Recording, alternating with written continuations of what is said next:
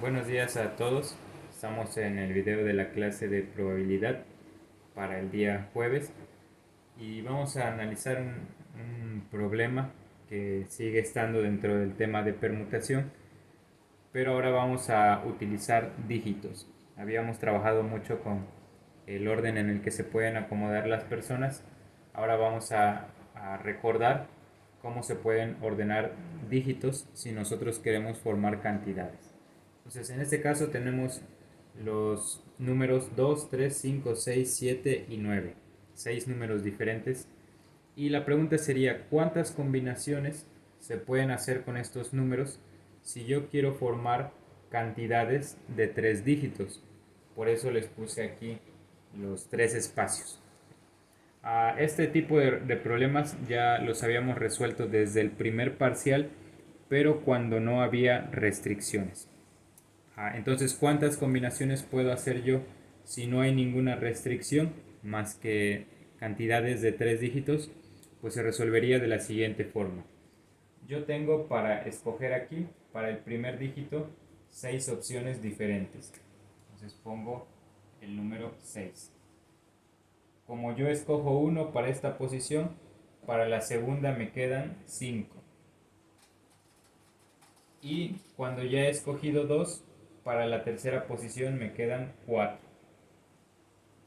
De modo que si no hay ninguna restricción, la cantidad de combinaciones que se puede hacer es 6 por 5, 30 por 4, 120.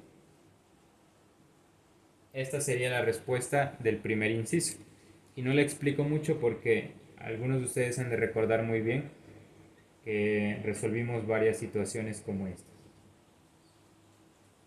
Pero lo interesante es cuando empezamos a poner restricciones, como en los casos anteriores. Sí quiero formar cantidades de 3 dígitos con estos números, pero ahora la primera restricción es que sean números menores de 400.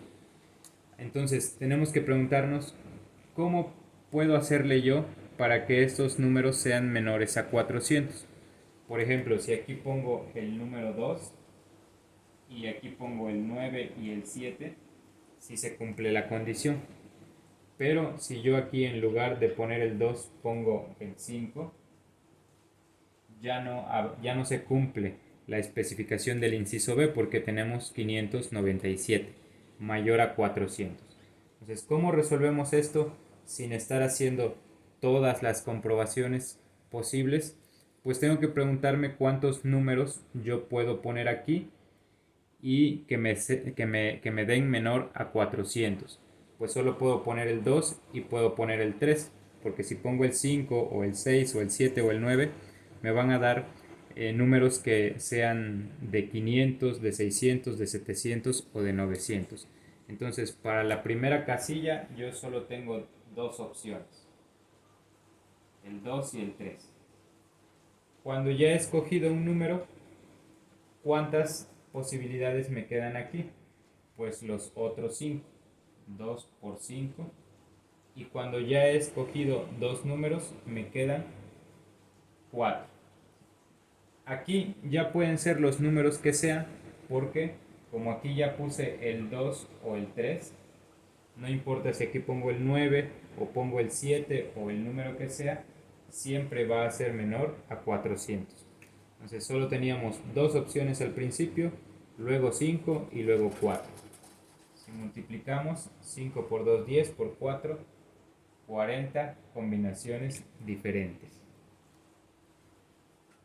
Vamos a pasar al tercer inciso. Yo quiero números de 3 dígitos, pero que sean pares. Y aquí va a pasar algo curioso. Para que sea par, no me va a importar qué número ponga yo al principio. Puede ser el 9, puede ser el 5, puede ser el 3. Lo que me va a importar es qué número ponga yo al final. ¿Sí? Si pongo, por ejemplo, 235, este número es impar por el 5 que está al final. Pero si yo pongo 236, ese número es par. Entonces necesariamente estos números de 3 dígitos tienen que terminar en 6 o tienen que terminar en 2. Aquí tengo solo dos alternativas, tengo dos opciones, el 2 y el 6. Entonces, necesariamente yo tengo que escoger uno de esos dos números para esta casilla. Vamos a pensar que es el 2. Si yo ya escogí uno aquí, ¿cuántas posibilidades me quedan para la primera casilla? El resto, que son 5. Aquí pongo 5. Si yo hubiera escogido el 6, aquí, también me hubieran quedado 5 posibilidades para la primera casilla. Entonces esto no cambia. Y cuando yo ya escogí un número para esta casilla y un número para este, vamos a suponer estos dos, únicamente me quedan 4. Y resolvemos las multiplicaciones. 5 por 4, 20 por 2, 40. También hay 40 posibilidades si yo quiero números pares, así como había 40 posibilidades para números menores de 400. La siguiente restricción, la del inciso D, es que yo forme números de 3 dígitos, pero que sean impares. Para que estos números de 3 dígitos sean impares, no deben de terminar en 2 ni deben de terminar en 6, porque si no sería lo del caso anterior. ¿Qué opciones tengo? Pues las otras 4, ¿no? Aquí lo importante es la cifra que está al final. Entonces, necesariamente tienen que terminar en 3 y tienen que terminar en 5 o pueden terminar en 7 o en 9. La pregunta es, ¿cuántas opciones tengo yo para esta casilla final? 4. Elimino el 2 y el 6 porque son números pares. O sea, aquí tengo 4 opciones. Y si ya he escogido un número para esta casilla de aquí, nos volvemos a preguntar, ¿cuántos números me quedan para escoger aquí? Vamos a suponer escogí el 3 para el final, me quedan 5. Solo 5 opciones. Y cuando ya he escogido dos números, me quedan 4. Entonces, en este caso vamos a tener el doble de resultados o de combinaciones posibles. 5 por 4, 20. Por 4, 80. Entonces, en este problema tenemos más combinaciones de números impares que de números pares. Y vamos a hacer la última, donde nos pide encontrar múltiplos de 5. Para formar números de 3 dígitos que sean múltiplos de 5, ¿en qué deben determinar esos dígitos?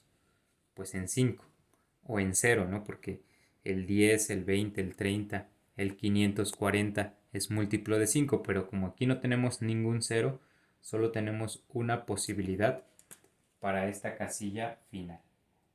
Solo una, el 5. Si no termina en 5, no sería múltiplo de 5. Ok, entonces si el 5 siempre va a estar aquí, para esta casilla inicial yo voy a tener, voy a borrar aquí el 5 momentáneamente, 5 posibilidades distintas. Aquí para escoger 5. Y cuando ya tengo dos casillas ocupadas, significa que ya ocupé dos números, por ejemplo, el 5 y el 3. ¿Cuántas me quedan para esta posición? 4. 5 por 4, 20. Por 1, 20. Solo hay 20 combinaciones diferentes con estos números para formar cifras de 3 dígitos que sean múltiplos de 5. Espero que se haya entendido. Cualquier duda voy a estar ahí en clase y les voy a dejar una actividad para que ustedes practiquen la permutación con dígitos usando restricciones. Esta sería la actividad que ustedes van a resolver. Tienen los números 2, 3, 9, 4, 1 y 6. Solo que en este caso van a formar cifras de 4 dígitos y las restricciones están aquí. En el inciso A no hay restricciones. Pueden usar los números de la manera que ustedes quieran. El inciso B es que sean números menores de 4000 el inciso C, que sean pares. Ya vimos cómo podemos hacer que sean pares. El inciso D, que sean impares. Y en el E, que esos números de 4 dígitos terminen en 3 o terminen en 6. Espero que no haya ninguna complicación. Suben su actividad y nos vemos hasta la próxima.